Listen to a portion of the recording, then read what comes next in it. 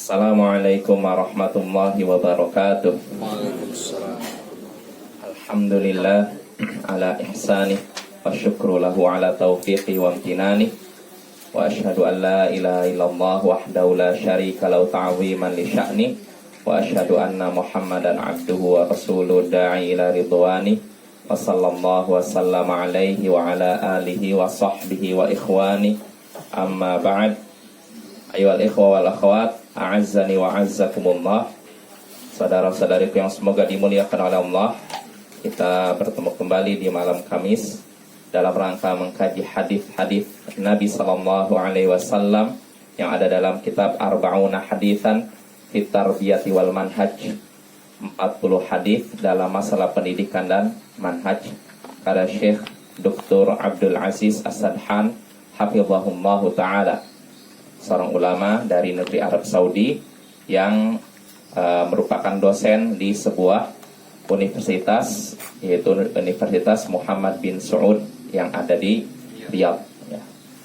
Ya, pada pertemuan sebelumnya kita masih ada di hadis yang ke-19 ya. Kita udah masuk faidah-faidahnya ya. Terakhir kita masuk faidah terkait sabda Nabi sallallahu alaihi wasallam, innamad dunya li arba'ati nafar. Dunia itu milik 4 orang, terbagi untuk 4 orang. Abdin razaqahullahu malan wa ilman fahuwa yattaqi fihi rabbah wa yasilu fihi rahimah wa ya'lamu wa ya'malu wa ya'lamu lillahi fi haqqan fahadha bi afdalil manazil. Pertama, kan dunia dibagi untuk 4 orang. Pertama, seorang hamba yang Allah beri rezeki berupa harta dan ilmu, lalu ia bertakwa kepada Allah terkait hartanya.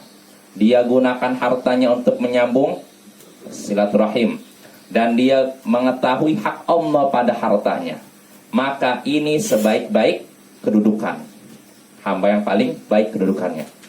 Nah, di sini kita ulang singkat faidah terkait ini sabda Nabi ini. Anna barakatal mal walau kana yasiran la takunu illa idza unfiqa bi syartain al-ilmi wat taqwa. Bahwasanya keberkahan dari harta walaupun sedikit itu tidak akan terwujud. Jadi keberkahan dari harta walaupun sedikit tidak akan kita raih kecuali jika harta tersebut dibelanjakan dengan syarat ilmu dan takwa. Artinya kita tahu bahwa ini ilmu kan tahu kan artinya kan? Tahu bahwa harta ini kalau dibelanjakan ini baik untuk saya. Lalu takwa, ya artinya hartanya digunakan di jalan Allah untuk menaati Allah. Nah, kalau kita membelanjakan harta, menghabiskan harta karena itu, maka harta kita akan diberkahi. Jadi ya contohnya apa? Kita membelanjakan harta untuk kebutuhan keluarga. Berpahala tidak? Berpahala. Jangan kira bahwa kalau kita menafkahi anak istri cuman sekedar ngasih makan gitu. Enggak, itu berpahala. Itu berpahala, itu kewajiban plus pahala. Namanya kewajiban kan kalau dilaksanakan berpahala, tinggalkan berdosa. Maka kalau kita tahu bahwa itu kewajiban, ya kita semangat untuk mencari nafkah. Tapi bukan berarti karena semangat mencari nafkah meninggalkan ibadah. Keliru kalau kayak gitu. Oh, saya kan ibadah. Kamu tahu mencari nafkah itu ibadah? Iya, karena itu saya terus mencari nafkah. Sholat kan gitu udah saja. Ini keliru ya. Tetap sholat harus didahulukan ya. Yaitu faidah pertama. Wa fihi, lalu faidah dari terkait sabda Nabi tadi, anna alaman tawalla amwalan nas allati arada ashabuha da'ma wujuhil khair an yattaqiyallah wa an yadha'aha fi wa an yadha'aha mawadhi'aha hasabal ilmi syar'i.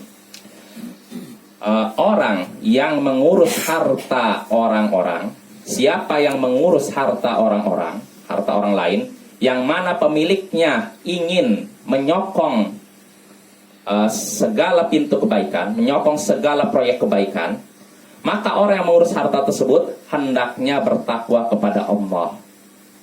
Saya mengurus harta orang nitipkan harta nih, bagikan untuk anak yatim, untuk orang duafa, untuk anak santri, untuk apa lagi? Untuk orang miskin, untuk rumah tahfiz misalkan dan semacamnya. Nah, siapa yang mengurus harta orang lain, Yang mana pemiliknya ini, yang sudah menitipkan uang ini, menginginkan untuk apa? Menyokong pintu kebaikan, menyokong segala proyek kebaikan.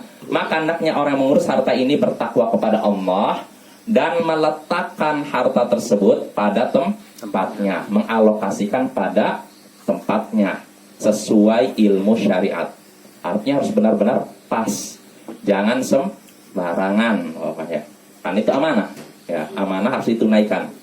Fa in kana dzalika falahu walahum. Kalau dia menunaikan seperti itu, dia bertakwa kepada Allah dan menyerahkan mengalokasikan sesuai tempatnya, maka dia dapat pahala dan orang yang memberikan harta pun dapat pahala.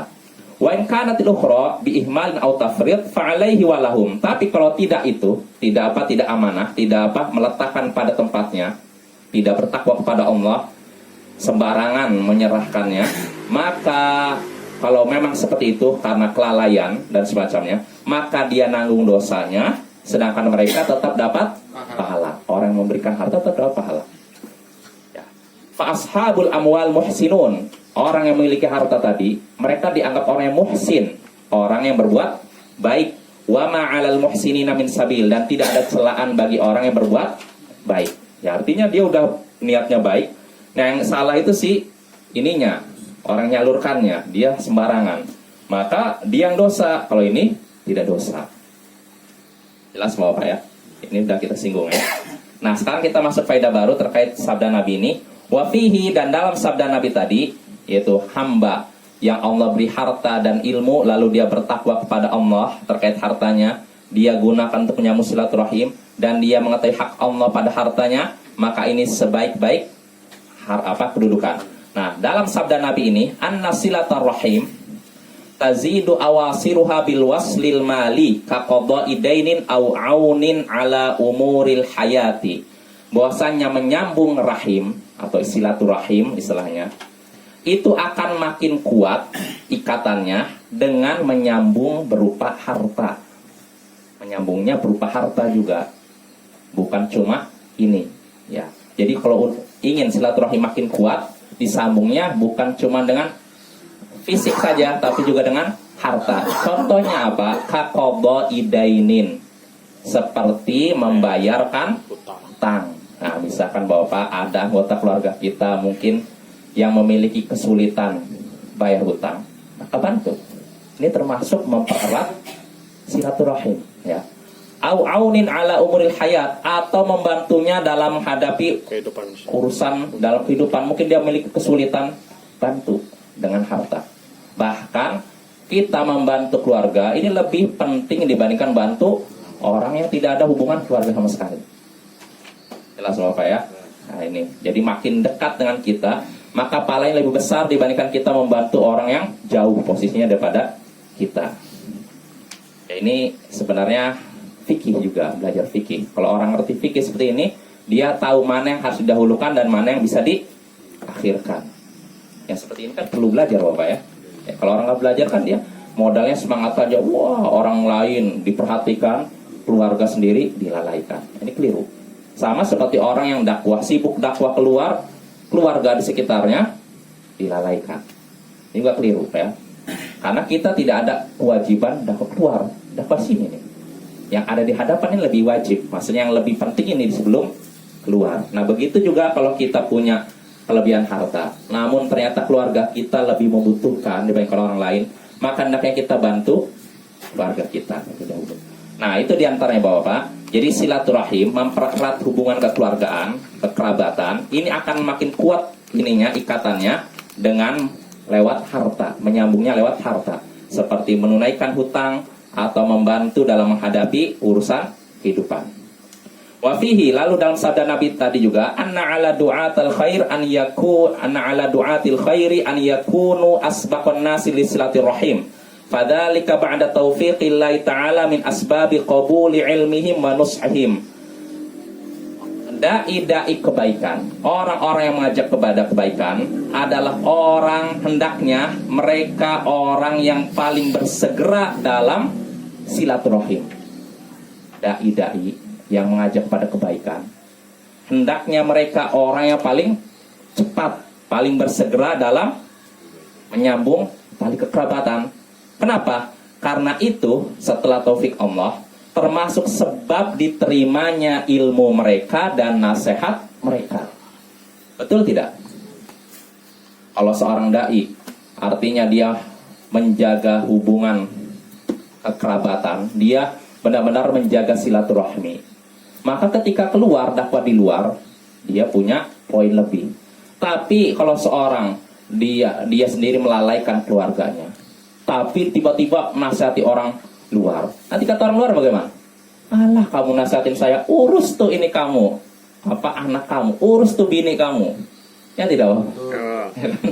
Nah, itu aib bagi seorang dai ya. Jadi hendaknya perhatikan dulu itu ya. Jadi hendaknya orang yang terjun di medan dakwah adalah orang yang paling bersegera dalam silaturahmi ya. Maka tidak pantas seorang, wah kami ingin mempersatukan umat, tapi dia sendiri tidak silaturahim, malah memutus persaudaraan, memutus tali kekeluargaan. Maka kalau ada orang seperti ini, dia ingin mempersatukan umat, tapi keluarganya sendiri dia putus, apa bisa dipercaya kalau kayak gini?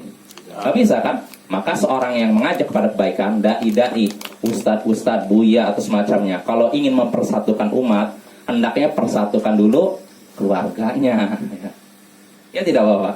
Artinya gitu kan? Nah, dia jadi panutan. Yaitu sabda Nabi yang golongan pertama. Yang golongan kedua, tadi kan dunia dibagi menjadi untuk berapa? 4 orang kan? Yang golongan pertama sudah.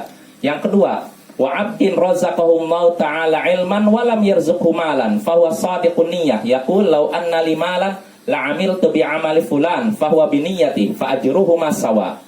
Seorang hamba yang Allah beri rezeki berupa ilmu tapi tidak diberi rezeki berupa harta, namun niatnya jujur. Ya, dia berkata, seandainya aku memiliki harta seperti orang pertama, itu orang yang punya apa? Harta dan ilmu. Seandainya aku memiliki harta seperti orang yang pertama, tentu aku akan melakukan amalan seperti amalan yang dia lakukan. Fahuwa biniyati, maka dia mendapatkan pahala karena niatnya. Fa ajruhu masawa, maka niat dia dengan orang pertama sama dari sisi niat ya, bukan sih amal. Kalau amalan tentu saja orang pertama lebih besar, tapi kalau dari sisi niat sama, dapat pahala ya. Fihi, dalam sabda Nabi ini terdapat keterangan atau faidah fadlul ilmi ala sahibi, keutamaan ilmu bagi orang yang memilikinya ya. Kita tahu dari mana? Karena di sini Nabi menyebutkan seorang hamba yang Allah beri rezeki berupa ilmu tapi tidak diberi rezeki berupa harta. Nah, orang ini ternyata dapat pahala sama dengan orang yang pertama yang punya harta. Nah, ini menunjukkan keutamaan ilmu. Karena dia ngerti, kalau saya menginginkan ini, saya nggak punya, tapi saya ingin ini, saya dapat pahala. Nah, ini kan bisa diketahui dengan ilmu, ya tidak? Ya. Dengan belajar. Dulu sebelum kita belajar ini, kita bisa jadi tidak tahu bahwa apa, ya kan? Ya. Saya sendiri terus terang, sebelum belajar tentang ini, sebelum belajar Riyadhus Shalihin, saya nggak ngerti kalau saya punya niat seperti baru angan-angan seperti dia ini. Ternyata dapat pahala. Nah, kalau kita tidak belajar, kita nggak tahu kan? Nah, tapi kalau kita udah belajar, maka Bapak berangan-anganlah untuk melakukan kebaikan. Baru sekedar berangan-angan sudah dapat pahala. Maka bagaimana pula kalau melakukannya? Jangan berangan-angan untuk melakukan keburukan.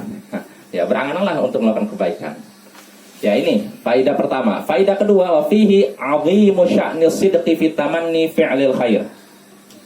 Agungnya perkara jujur, kejujuran dalam hal menginginkan perbuatan baik.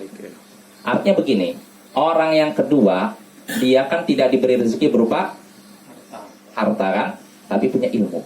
Nah, dia juga memiliki niat yang jujur, niat yang benar. Seandainya saya memiliki harta seperti fulan, tentu aku akan melakukan amalan seperti amalan fulan. Nah, karena niatnya jujur itulah dia dapat pahala. Nah, di sini menunjukkan agungnya perkara jujur dalam masalah menginginkan kebaikan. Kalau emang benar seorang niatnya jujur, saya akan sekali dapat pahala. Bukan niatnya main-main aja, niatnya memang saya pengen sekali. Makanya disebutkan dalam hadis. Hadisnya adalah Sahih Bukhari atau Sahih Muslim. Man sa'alallaha asy-syahadah ballahu manazila syuhada wa in mata ala firashi. Siapa yang memohon kepada Allah mati syahid, maka Allah akan mengantarkannya kepada derajat syahid walaupun dia mati di atas tempat tidurnya. Artinya penting niat kita jujur, Bapak. Saya ingin mati syahid, mati syahid. Walaupun ternyata matinya bukan di medan tempur, bisa dapat pahala syahid. Seperti siapa? Khalid bin Al-Walid. Khalid bin Al-Walid ini di setiap pertempuran dia mengharapkan mati syahid. Perang ini bersama Rasulullah, gak mati-mati dia. Seringnya bahkan selalu menang. Dia terus mengikuti berbagai pertempuran, terluka sana sini. Dia berharap mati syahid, tapi gak mati syahid. Ternyata di akhir hayatnya dia malah sakit dan mati di atas kasurnya. Ketika dia udah sakit dan sebentar lagi dia merasa ajalnya dekat, dia nangis. Atau dia ketika orang ngejuk dia, kenapa kamu nangis? Saya sudah mengikuti pertempuran ini dan itu. Saya berharap mati syahid. Ternyata saya terbaring di atas tempat tidur saya. Falana mata'inul jubana. Maka tidak akan tidur mata-mata orang yang pengecut. Ya, artinya saya begini. Ternyata saya mati gini. Padahal saya berharap mati di medan tempur. Ternyata mati di atas kasur. Istilahnya gitu. Jujur, dia tetap akan dapatkan keutamaan mati syahid. Makanya Bapak niatnya harus jujur kita. Saya berharap seperti Abu Bakar. Saya berharap, nah itu keinginan kita kalau jujur akan Allah sampaikannya. Ya itu keutamaan ini niat jujur ya.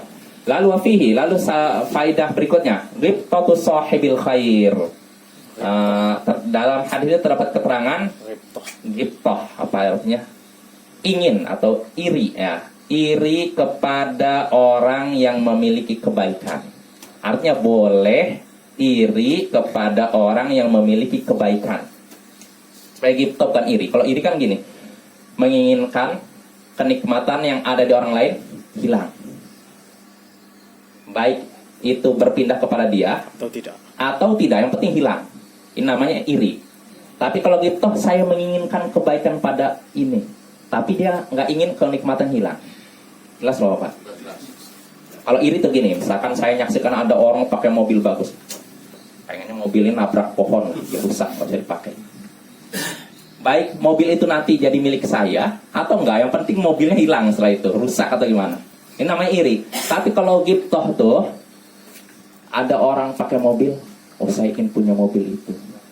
Walaupun saya nggak berharap mobilnya hilang, mobilnya tetap pada pemiliknya, tapi saya ingin mobil itu. Ini namanya ghibtah. Dan ghibtah hanya boleh pada dua orang. Dalam hadis Sahih Bukhari Muslim, yaitu kepada orang yang punya ilmu, lalu dia mengamalkannya dan mengajarkannya, dan orang yang Allah beri rezeki berupa harta, lalu dia sedekahkan di jalan Allah. Nah, saya ingin seperti dia. Nah ini ghibtah. Terdapat keutamaan ingin. Apa diartikan apa? Ingin aja ya.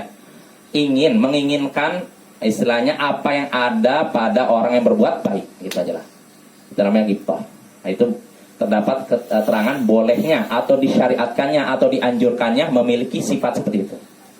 Dan itu perbuatan yang terpuji Bapak ya. Jadi kalau kita nyaksikan apa? Ghibtah. Iya, ghibtah. Dan saya lihat di Kamus Besar Bahasa Indonesia udah jadi bahasa Indonesia ternyata. Ghibtah itu udah jadi bahasa Indonesia. Tulisannya ghibtah. Saya kan penasaran, buka di Kamus Besar KBBI, ada ternyata. Udah jadi bahasa Indonesia, cuman tulisannya ghibtah. Kalau ini kan kan ghibtah, tapi dalam bahasa Indonesia ghibtah. Udah jadi bahasa Indonesia jadi. Insya Allah ini kita populerkan aja lah, ghibtah ya. Kalau kita nyebutnya ghibtah atau ghibtah terserah. Artinya ini sejenis iri. Cuman bedanya dengan iri, kalau iri menginginkan kenikmatannya hilang. Kalau ghibtah enggak. Ya. Dan ghibtah sekali lagi yang terpuji hanya dua. Nah, kepada dua orang Bapak ya. Adapun kepada selain itu maka tercela. Saya menyaksikan ada orang kaya bagus, saya pengen seperti itu. Nah, semata-mata kayak gitu aja tercela.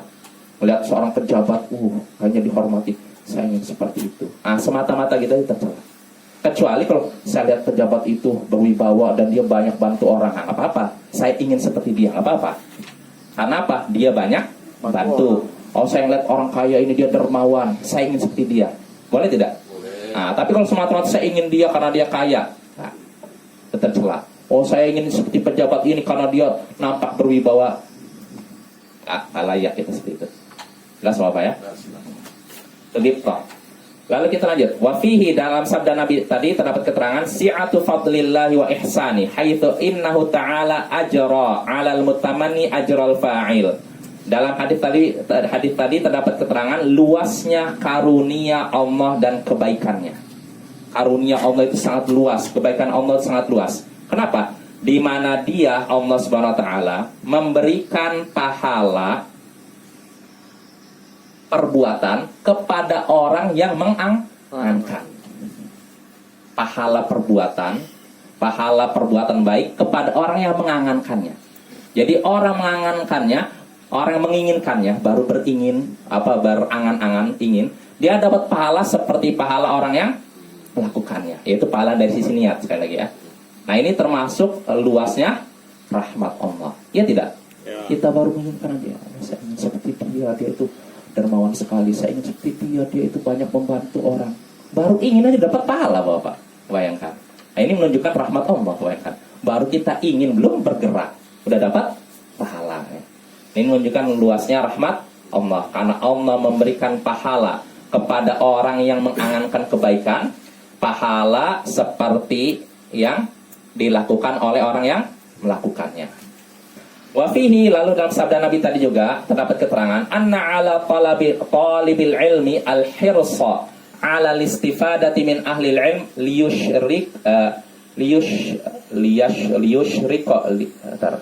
liyusharikahum fil ajri la yanqusu min ujurihim syai'an idza hadha hadwahum fa illam yastati' ujira bihasabi niyyati. Orang yang penuntut ilmu, pencari ilmu, hendaknya bersemangat mencari faidah dari para ulama. Para penuntut ilmu, kita semua ini penuntut ilmu, hendaknya semangat mencari faidah dari para ulama. Untuk apa? Supaya menyertai mereka dalam hal pahala. Artinya mereka para ulama dan pahala tidak? Mengajar. Nah, kita juga bisa menyertai mereka dalam hal pahala. Dan itu tidak akan mengurangi pahala mereka, pahala ulama itu. Ketika para ulama gitu, kita ikut, ini kita mereka dapat pahala, kita dapat pahala. Dan pahala mereka tidak berkurang. Jelas Bapak ya? Ya. Dan tapi dengan syarat apa? Jika kita mengikuti jejak mereka, ya. Fa illam yastati', dan kalau kita tidak mampu, bayangkan, kita ingin mengikuti jejak mereka dan kita tidak mampu, ujira bihasabi niyyati, tetap dapat pahala karena niat. Nah, ini sekali lagi pentingnya niat, Bapak. Jadi niat, angan-angan, harapan kita tuh yang baik-baik. Jangan yang buruk-buruk ya. Niat gratis ya. Iya, niat kan gratis kan, apa yang bayar? Kalau niat disuruh bayar, waduh saya nggak mampu nih. Mau niat dapat pahala harus bayar dulu. Sini nggak perlu bayar. Jadi apa bisa dibilang ibadah yang paling mudah niat. Saya niat melakukan ini dapat pahala. Saya niat ini, itu. Jelas Bapak. Ya. Ini tentang faidah orang kedua, golongan kedua ya. Orang yang diberikan rezeki berupa apa? Ilmu, tapi tidak diberi rezeki berupa harta. Lalu berikutnya sabda Nabi, wa abdin. Nah, ini golongan ketiga. Wa abdin razaqahum malan wa lam yarzuqhu ilman yakhbitu fi malihi bighairi ilmin. La yattaqi fihi rabba wa la yasilu fihi rahimah wa la ya'lamu lillahi fi haqqan fa hadza bi akhbathil manazil. Yang ketiga yaitu seorang hamba yang Allah beri rezeki berupa harta tapi tidak diberi rezeki berupa ilmu. Maka ia pun sembarangan menggunakan hartanya tanpa ilmu. Dia tidak bertakwa kepada Allah terkait hartanya, tidak menggunakan hartanya untuk menyambung silaturahim, dan dia juga tidak mengetahui hak Allah terkait hartanya. Maka ini seburuk-buruk kedudukan. Ya. Ini golongan ketiga. Lalu yang keempat, wa abdin lam yarzuqhullahu malan wala ilman. Hamba, seorang hamba yang tidak diberi rezeki oleh Allah berupa harta dan juga berupa ilmu. Fahuwa yaqul, lalu dia berkata, lau anna limalan la amiltu fi bi'amali fulan. Seandainya aku memiliki harta seperti hartanya fulan, yang ketiga tadi, yang tidak diberi rezeki berupa ilmu dan tidak diberi rezeki harta tapi tidak diberi rezeki berupa ilmu, seandainya aku memiliki harta seperti harta fulan, orang ketiga, tentu aku akan melakukan amalan seperti amalan yang dia lakukan. Fahuwa biniyati, maka dia juga mendapatkan dosa karena niatnya. Fawizruhu masawa, maka dosa keduanya sama. Ya. Fihi, dalam sabda Nabi ini terdapat keterangan khilafu ma taqaddama dzikru fin nafarain al-awwalain, ya. Jadi faidahnya adalah kebalikan dari dua golongan yang sudah disebutkan tadi. Faidahnya kebalikan dari dua golongan yang sudah disebutkan tadi. Ketika dalam dua golongan tadi kan sudah disebutkan Bapak. Yang pertama golongan siapa? Yang orang yang dari harta dan ilmu, ya kan. Yang kedua yang diberi ilmu tapi tidak diberi harta. Kan udah ada faidahnya kan. Nah faidah yang ini, yang sekarang ini kebalikan dari faidah ini. Ya contohnya apa? Di sini kan disebutkan contohnya faidah di yang ke ini golongan kedua, keutamaan ilmu bagi orang yang memilikinya, ya kan. Berarti faidah hadis sekarang yang ini berarti keburukan atau bahayanya kebodohan bagi pemiliknya. Ilmu ada keutamaannya tidak bagi pemiliknya, ada kan? Nah, kalau kebodohan ada keutamaannya. Bahayanya. Yang ada bahaya kan? Ya itu buktinya. Bahayanya apa? Contohnya orang terakhir. Dia kan tidak diberi harta dan tidak diberi ilmu. Dia mengatakan, seandainya saya punya harta seperti orang yang ketiga tadi, itu enak, dia punya harta bisa maksiat sana sini. Akhirnya seandainya saya punya harta seperti ini, tentu saya bisa melakukan ini dan ini. Akhirnya dia dapat dosa. Kira-kira karena apa? Karena berilmu? Tidak. Bodoh. Nah ini ruginya bodoh Bapak ya. Ya ini faidahnya. Jadi faidahnya tinggal kita balik aja. Nah, contohnya faidah tadi yang hadis golongan ketiga. Golongan kedua, hamba yang diberikan ilmu tapi tidak diberikan harta, dianjurkannya menginginkan atau berharap seperti orang yang berbuat baik. Berarti kalau faedah ini kebalikannya apa? Tidak diperbolehkan. Nah itu, berharap seperti orang yang pelaku buruk gitu. Jelas Bapak ya? Nah udah, itu jelas. Kita lanjut lagi terakhir ini wafihi, dan dalam sabda Nabi ini yang terakhir, kamalu adlillahi ta'ala wa hikmati wa annahu yu'ti man yasha'u bi fadli wa yamna'u man yasha'u bi adli wa annahu ta'ala la yadhlimu ahada.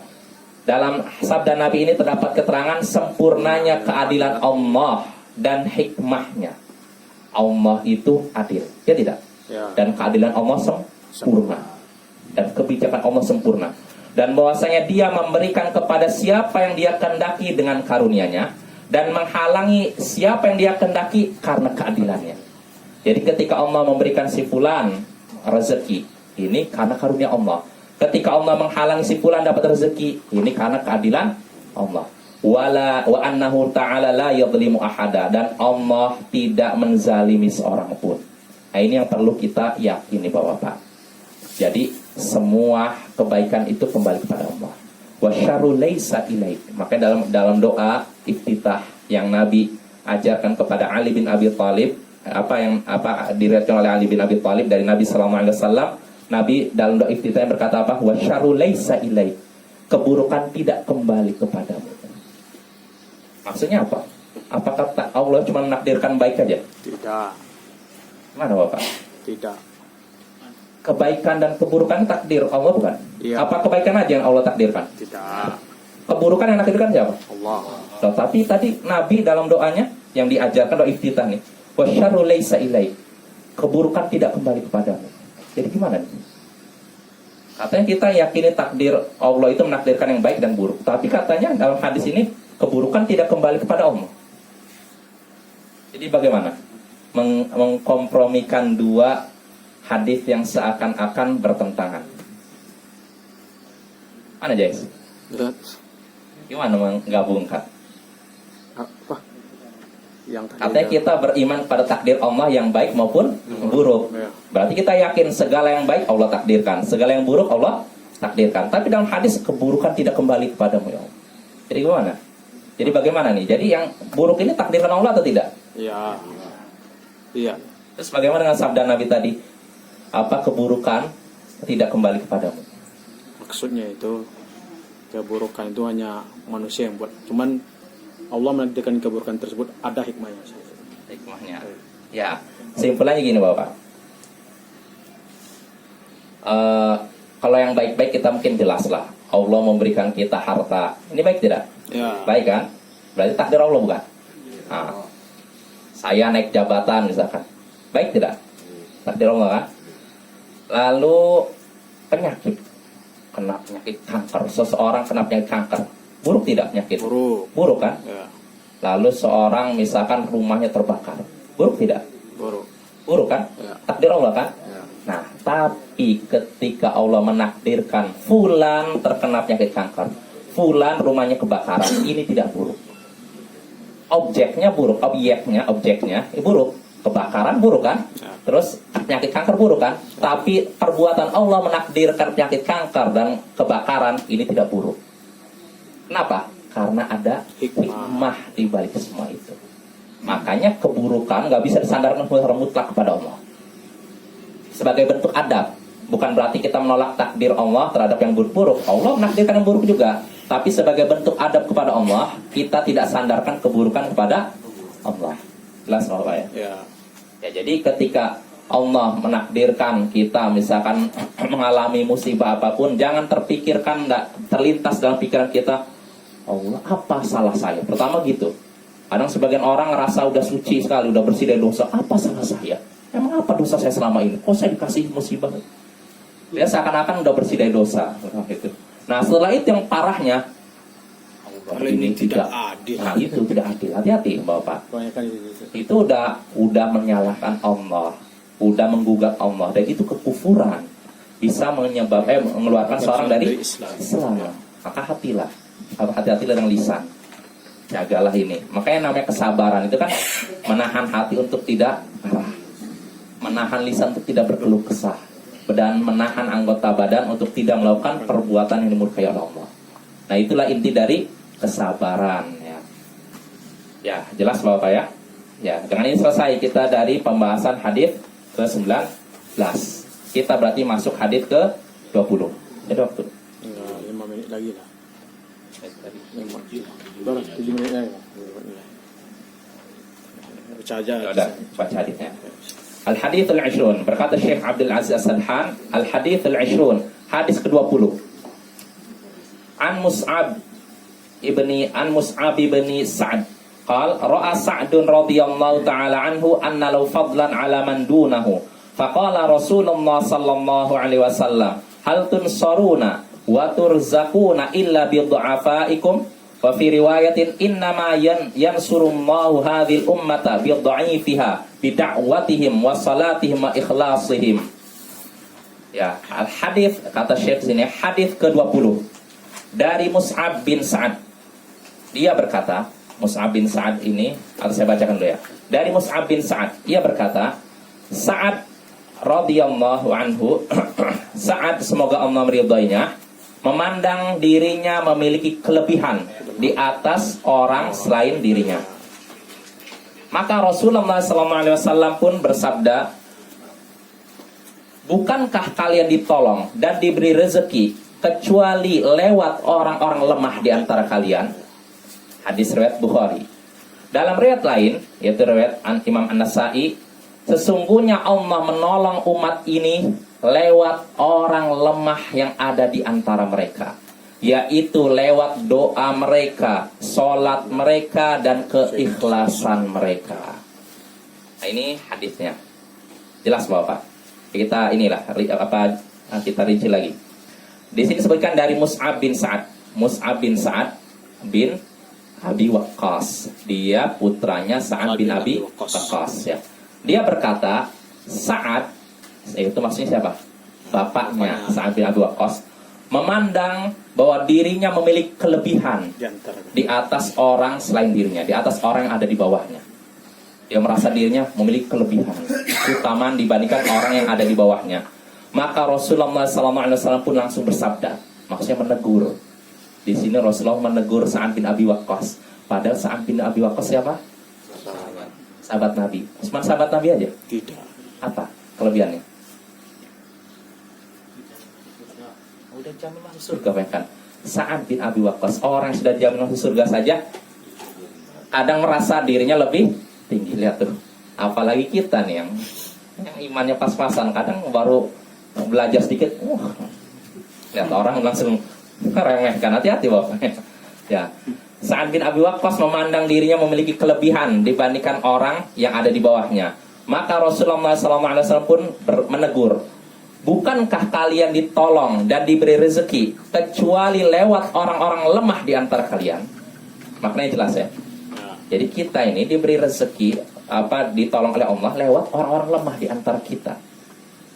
Ini insya Allah maknanya jelas ya. Nanti akan ada dijelaskan di hadis kedua. Wa fi riwayat dalam riwayat lain Nabi bersabda, sesungguhnya Allah menolong umat ini. Umat siapa? Umat Islam lewat orang lemah di antara mereka. Jadi Allah menolong umat ini lewat orang lemah di antara mereka. Maksudnya apa? Bida'watim, yaitu lewat doanya mereka. Wa salatim, salatnya mereka. Wa ikhlasim, dan keikhlasan mereka. Artinya hadis ini menyebutkan keutamaan orang-orang du'afa. Apa orang du'afa artinya? Lemah. Kan ada dompet du'afa. Orang lemah. Orang-orang lemah. Lemah dari sisi apa? Semuanya. Siapa? Semuanya. Lemah dari sisi iman. Tidak. Sisi ekonomi, harta. Dunianya. Sisi dunia, bukan dari sisi iman. Bukan dari sisi iman. Yang kita bahas bukan dari sisi iman, tapi dari sisi dunia, harta, dan semacamnya. Ini keutamannya. Insya Allah jelas Bapak ya. Ini soal pembahasan ini pada pertemuan berikutnya jelas.